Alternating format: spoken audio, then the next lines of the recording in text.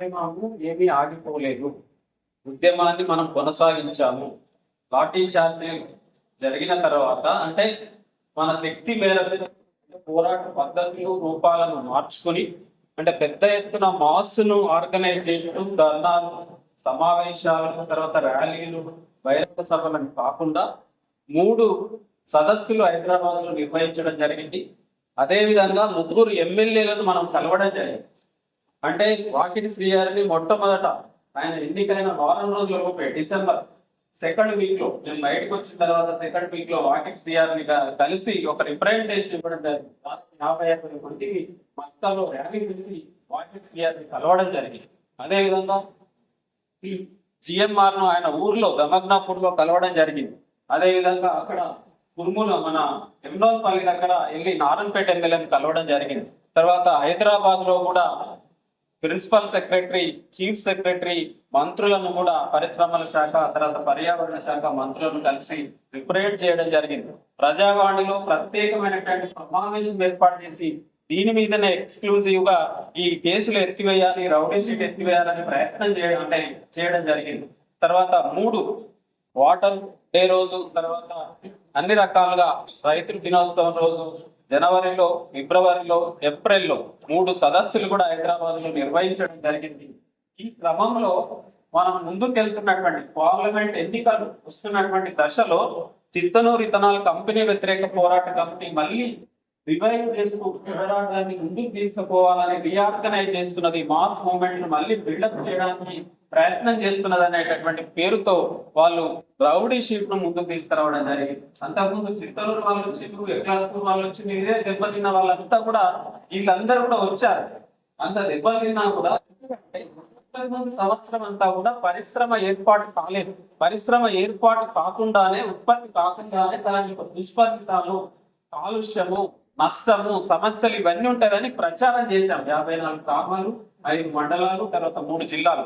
ఆ ప్రచారానికి అనుగుణంగా 2023 సెప్టెంబర్లో ఉత్పత్తి ప్రారంభించి 1 నెల మాత్రమే జరిగింది.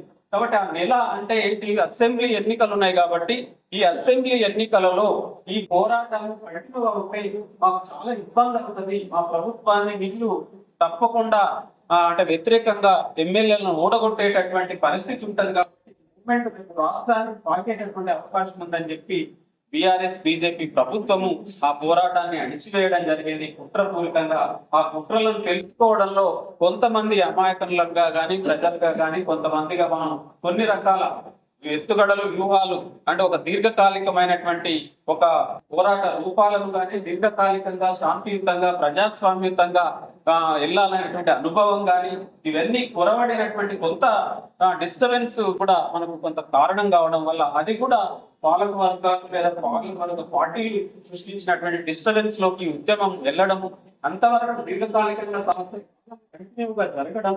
దీనికోసం మన వనరులన్నింటినీ కూడా మన శ్రమనంతా కూడా చేసి మనం అప్పటికి కొంత అలసిపోయినటువంటి పరిస్థితి, అసంతృప్తికి గురైనటువంటి పరిస్థితి, లేదా ఇంకా ఎంతకాలం పోరాడాలి ఈ కంపెనీ రద్దు కోసం అంటే ఇటువంటి పోరాటం అనేది కూడా కొత్తది. అంటే మన రాష్ట్రంలో కానీ దేశంలో అంటే పరిశ్రమలకు వ్యతిరేకంగా, కాలుష్యానికి వ్యతిరేకంగా, పర్యావరణాన్ని పరిరక్షించుకునేటటువంటి పోరాటము కొత్తది, చాలా వినూతనంగా కొత్త పద్ధతిలో జరిగింది. అట్లా జరిగింది, అది సంవత్సర కాలం జరిగింది, చాలా కంటిన్యూగా జరిగింది, కాన్సన్ట్రేటెడ్ గా జరిగింది, కన్సిస్టెన్సీ గా జరిగింది, కన్సాలిడేటెడ్ గా జరిగింది.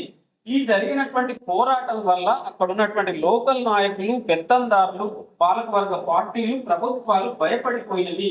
ఇది రేపు రాష్ట్రానికి, దేశానికి తలమానికమైనటువంటి పోరాటంగా మారుతుంది అనేటటువంటి ఒక హెచ్చరికలను, సవాళ్లను, ప్రమాదాన్ని వాళ్ళు గ్రహించి మనల్ని మూకుమ్మడిగా వాళ్ళంతా అందరూ కూడగట్టుకుని లోకల్లో ఉన్నటువంటి వాళ్ళ మధ్యన మేము తిరుగుతున్న క్రమంలో లోకల్లో ఉన్నటువంటి సర్పంచ్లు కానీ, లోకల్లో ఉన్నటువంటి పొలిటికల్ పార్టీస్ కానీ, పెత్తందారులు కానీ, అగ్రకుల నాయకత్వం అంతా కూడా కాన్సన్ట్రేటెడ్ గా టార్గెట్ చేసి వీళ్ళను ఆ రోజు ఆ లాఠీ చార్జ్ లాంటి సమావేశ సభలో ఉన్నటువంటి వాళ్ళంతా పట్టించి ఆ గ్రామాల్లో పర్టికులర్ పోలీసులు పట్టించి కొట్టించి ఈ చిత్రహింసలు పెట్టించారు. అట్లా పెట్టించడానికి 3 గ్రామాలకు లేదా 4-5 గ్రామాలకు సంబంధించిన ప్రజలు అంటే ఆ నాయకులు ప్రయత్నం చేశారు.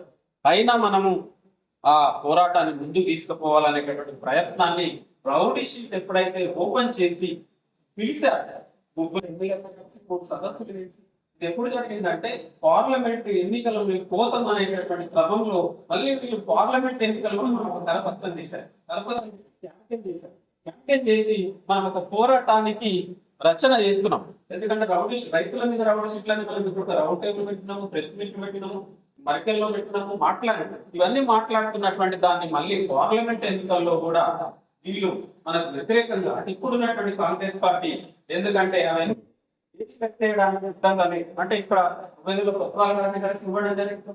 తర్వాత చీఫ్ మినిస్టర్ మస్కల్లో తర్వాత నాగంపేటలో మీటింగ్ పెట్టినప్పుడు మీరు ఆ మీటింగ్ లో ప్రకటన చేయండి అని చెప్పి లోకల్ కాంగ్రెస్ నాయకుల ద్వారా, అధ్యక్షుల ద్వారా, వంశీచంద్రారెడ్డి ద్వారా చేయమని చెప్తే వాళ్ళు చేయలేదు. అట్లా చేయకపోవడం ద్వారా కూడా 4-5 గ్రామాల్లో వాళ్ళ ఓట్లు 4,500 ఓట్లతోనే వాళ్ళు ఓడిపోయారు. కేటీఆర్ తెలిసి ఒక విధంగా కాంగ్రెస్ పార్టీ అప్పుడు 3 లేదా 5 మంది ఎమ్మెల్యేలు గెలిచారు పోరాటం ద్వారా. ఒక విధంగా ఈ పోరాటాన్ని పట్టించుకోకపోవడం ద్వారా కాంగ్రెస్ ఇంటి ఓడిపోవడం కూడా జరిగింది. అయినప్పటికీ ఇంతవరకు వాళ్ళు కూడా దాన్ని గ్రహించకపోగా ఈ పోరాటాన్ని ఏ విధంగా అణిచివేయాలి, ఈ పోరాటాన్ని పక్కకు నెట్టాలి అని పరిశ్రమలను, కాలుష్యకారక పరిశ్రమలను, పెట్టుబడిదారులను, కార్పొరేట్లను ప్రోత్సహించడానికి, రెడ్ కార్పొరేట్ పంచడానికి ముఖ్యమంత్రి కంకణం కట్టుకున్నాడు. కాబట్టి ఇంకోటి భూములనంతా కూడా రైతుల చేతుల నుంచి ఇవ్వడానికి, తర్వాత ఇవన్నీ ప్రణాళికలు రక్షించుకుంటున్నారు. కాబట్టి దీంతో భాగంగా ఈరోజు కాంగ్రెస్ పార్టీ, కాంగ్రెస్ ప్రభుత్వము ఈ రౌడీ షీట్లను ఎత్తివేయడానికి కానీ, కేసులను ఎత్తివేయడానికి కానీ, కానీ సింథటిక్ కెమికల్స్ అనేటటువంటి అనుబంధ కంపెనీని రద్దు చేయడానికి లేదా వెనక్కి తీసుకోవడానికి సిద్ధంగా లేదు అనే విషయం మనకు తెలిసింది. కాబట్టి మనం ఇవన్నీ కూడా అర్థం చేసుకున్నాం. అదే విధంగా ఇప్పుడు ఉన్నటువంటి మనం చేసినటువంటి పోరాటము ఒక దగ్గర లేదు. మనం చేసినటువంటి పోరాటం ఇక్కడ మనం మట్టి పెడితే దాని పరిధి అంతా కూడా చాలా రాష్ట్ర వ్యాప్తం అయ్యింది. రాష్ట్ర వ్యాప్తం అయింది కాబట్టి వెనువెంటనే పోరాటం స్టార్ట్ అయిన వెనువెంటనే స్తంభంపల్లిలో బీఆర్ఎస్ ప్రభుత్వ ఆధ్వర్యంలోనే జగిత్యాలలో ఇథనాల్ కంపెనీ రద్దు చేయబడింది. వాసిగాంలో, వెల్గటూరులో, స్తంభంపల్లిలో ఏర్పాటు చేసేటటువంటి ఇథనాల్ కంపెనీ అక్కడ మేము 2-3 సార్లు వెళ్ళి అక్కడ కూడా ప్రజలకు చెప్పి వార్తా బిడ్డలు ఇచ్చి అవన్నీ చేయడం ద్వారా అక్కడ ఉన్నటువంటి ప్రజలంతా సంఘటితంగా పోరాడి 3 నెలల్లో అక్కడ కొప్పుల ఈశ్వర్ ద్వారా దాన్ని రద్దు చేయించుకోవడం. కొప్పుల ఈశ్వర్ బహిరంగంగా ఎన్నికల సందర్భంగా మాట్లాడింది ఏంటంటే, నేను కేటీఆర్ కాలు మొక్కి ఆ కంపెనీ రద్దు చేయించినని మాట్లాడి, అదే మనకు మొదటి విజయం. ఇక్కడ విజయం రాకపోవడానికి కారణం కూడా ఒకటి ఉంది. ఇథనాల్ పాలసీ దేశంలోనే ఇథనోల్లో అమలైంది. మొట్టమొదటి బిగ్ కార్పొరేట్ ప్రపంచంలోనే, మన దేశంలోనే పెద్ద కార్పొరేట్ ఫార్మా కంపెనీ అధిపతి బండి పార్థసారథి రెడ్డి దీనికి యజమానిగా ఉంటుంది. మిగతా కంపెనీలకు చోట చిన్న పెట్టుబడిదారులు వాళ్ళు. ఈయన పెద్ద కార్పొరేట్, ఈయన మాఫియా. ఒక విధంగా చెప్పాలంటే బండి పార్థసారథి రెడ్డి దేశంలోనే కార్పొరేట్ పెట్టుబడిదారులకు సంబంధించిన ఒక మాఫియా నాయకుడు.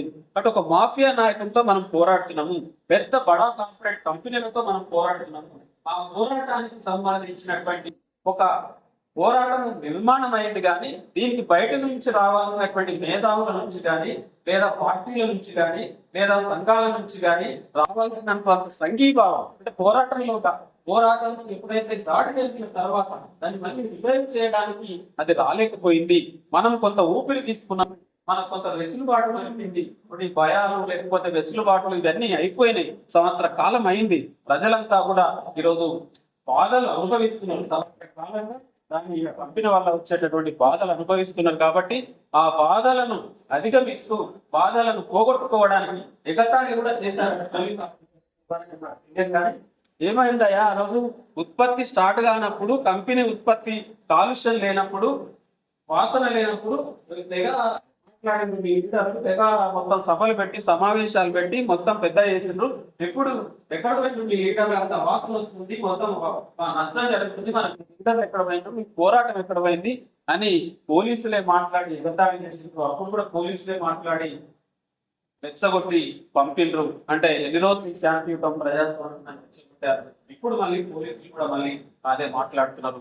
ఎవరేమి మాట్లాడినా, పోలీసులైనా ఎవరైనా గుర్తు పెట్టుకోవాల్సింది ఏంటంటే, వాళ్ళు ఇంత పెద్ద ధనవంతులైనా ఈ గాలి పీల్చుకోలేకుండా, నీళ్లు తాగకుండా, ఆహారం తినకుండా ఉండరు. కాబట్టి మూడింటిని నష్టం చేసేటటువంటి ఆ ఇథనాల్ లేదా సింథటిక్ కెమికల్స్ కంపెనీలను, రాష్ట్రంలో ఉన్న ఇథనాల్ కంపెనీలను మనం రద్దు చేయించడానికి మొట్టమొదటగా ఏర్పాటు చేసినటువంటి చిత్తలూరు ఇథనాల్ కంపెనీకి వ్యతిరేకంగా మళ్ళీ పోరాటాన్ని రివైవ్ చేయడానికి మనం తప్పకుండా ప్రయత్నం చేద్దాము.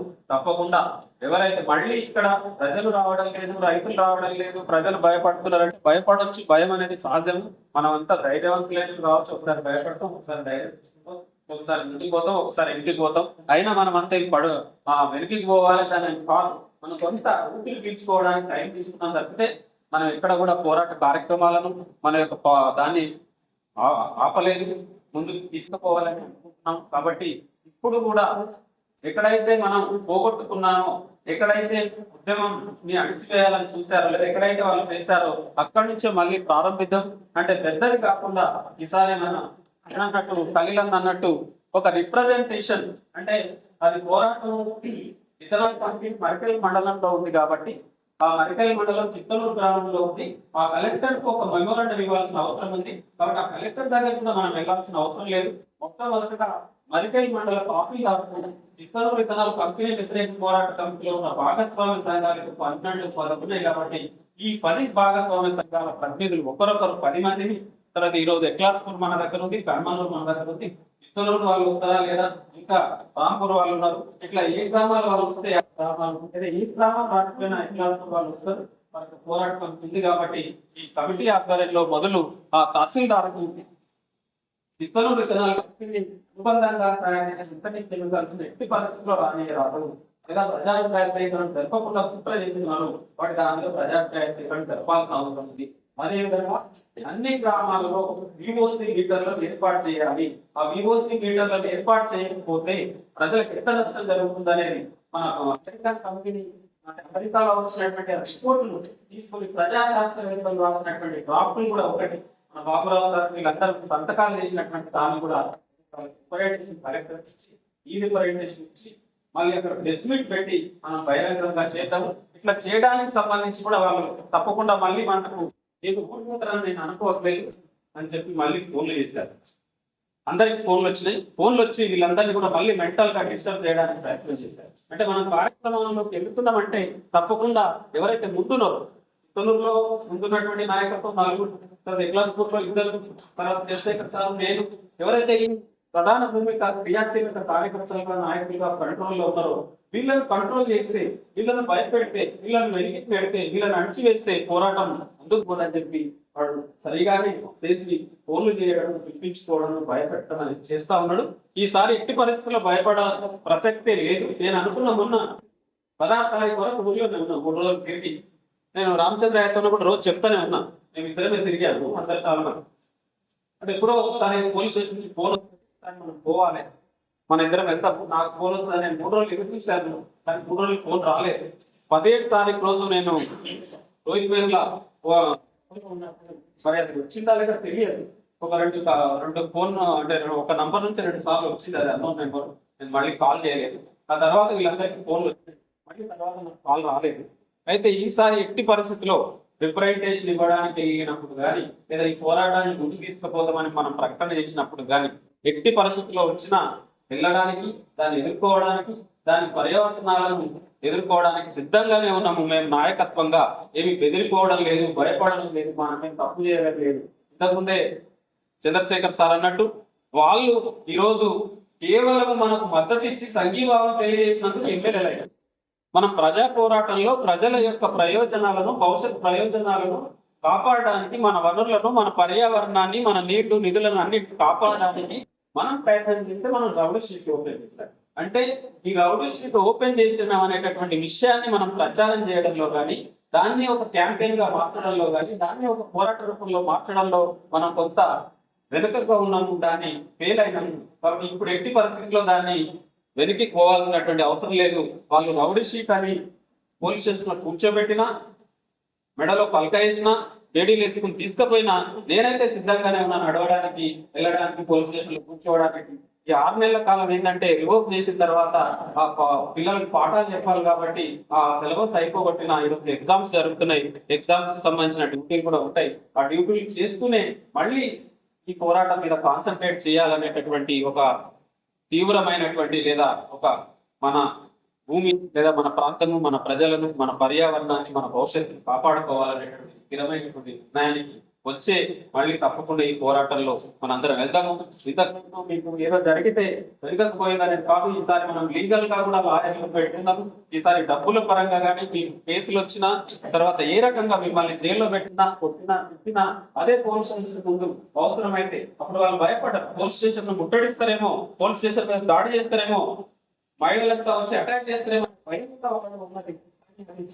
దాన్ని ఆర్గనైజ్ చేస్తే, రివర్స్ చేయగలిగితే అయ్యేదేమో కానీ అది కాలేదు. కానీ ఇప్పుడు ఎట్టి పరిస్థితుల్లో అట్లా కావడానికి వీల్లేదు. తప్పకుండా మీ యొక్క ఆత్మవిశ్వాసాన్ని, మీ ధైర్యాన్ని నిలబెట్టడానికి మేమందరం కూడా బాధ్యత పడతాము. మనకి ఇక్కడ కన్నగట్టి ఎవరిన కూడా ఉన్నాడు. ఎప్పటికప్పుడు ప్రభుత్వ అధికార యంత్రాంగము, ప్రజా ప్రతినిధులతో, రైతు కమిషన్ తో కూడా ఒక సమావేశం ఏర్పాటు చేసి కోదండరెడ్డికి ఒక రిప్రజెంటేషన్ ఇవ్వడం జరిగింది. రేపో మాకు అన్న లెటర్ రాస్తాడు. తర్వాత హరగోపాల్ గారు ఉన్నారు, కోదండరామ్ గారు ఉన్నారు, వీళ్ళందరూ కూడా ఉన్నారు. మరి ఈ రోజు ప్రజాపాలన, ప్రజాస్వామ్య పాలన పేరుతో రేవంత్ రెడ్డి గారు పదే పదే ప్రతి బహిరంగ సభలో వాళ్ళ మంత్రులు, ఎమ్మెల్యేలు, అధికారులు మాట్లాడుతున్నారు. మరి ప్రజాస్వామ్య పాలన, ప్రజాపాలన ఎంత అద్భుతంగా ఉందో, ఎంత అమలులో ఉందో అనే విషయాన్ని విత్తనాలు కంపెనీ వ్యతిరేక పోరాటం అది ప్రజాస్వామ్య పాలన లేదా ప్రజా నిర్బంధ పాలన అనే విషయాన్ని వాళ్ళు తేల్చుకుంటారు. మనమైతే తేల్చేటటువంటి పరిస్థితిలో ఉంటామని తెలియజేస్తూ, మరి ఖలీల్ అన్నట్టు ఇప్పుడు ధర్నా